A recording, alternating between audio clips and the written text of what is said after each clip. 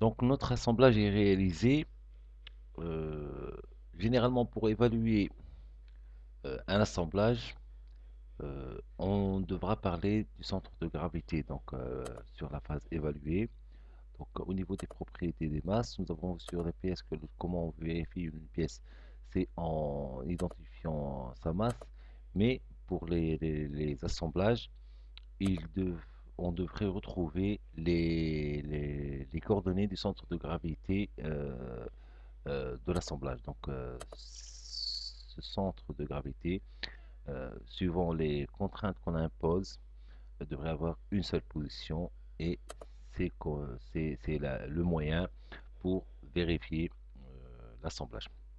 Donc là, je vais enregistrer ces coordonnées-là. Ce sont des coordonnées.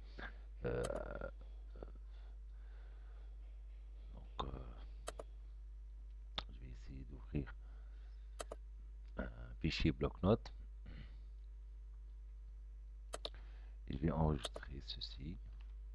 Donc, ça sont les premiers coordonnées. Donc, si j'impose maintenant des conditions géométriques à l'assemblage, des conditions qui permettent de positionner notre assemblage. Donc je vais ajouter une contrainte entre quoi et quoi? Entre le plan de droite et je vais choisir la pièce numéro 2 et entre ce plan-là, okay, et je vais ajouter une contrainte, un angle par exemple de 30 degrés. Donc là c'est 30 degrés, je vais inverser la cote. Voilà. Donc dans un sens ou bien dans l'autre.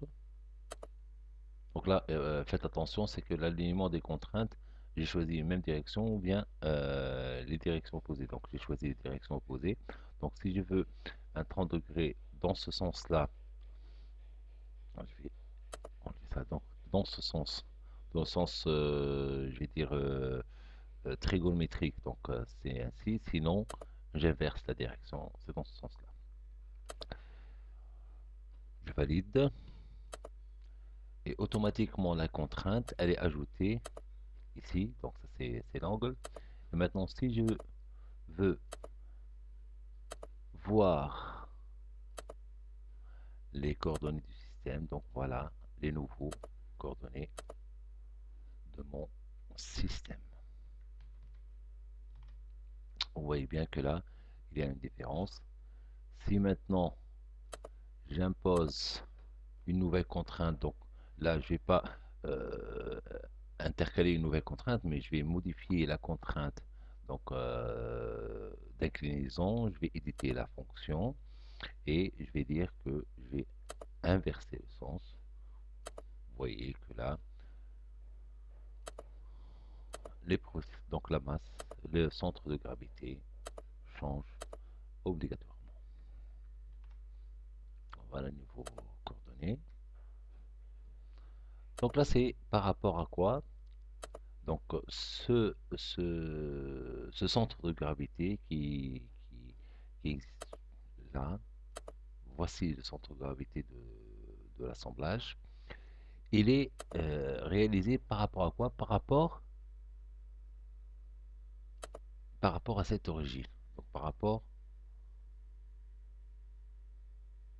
non, non pas par rapport à cette origine, mais par rapport à l'origine de l'assemblage. Voilà, par rapport à l'origine de l'assemblage, par rapport à ce point-là. Donc le système de coordonnées x, y, z, il est centré, l'origine du système de coordonnées, il est là, et les directions sont x, y, z. Maintenant, si je veux calculer le centre de gravité par rapport à un autre système de coordonnées. Donc, ce que je vais faire, je vais mettre en place un nouveau système de coordonnées,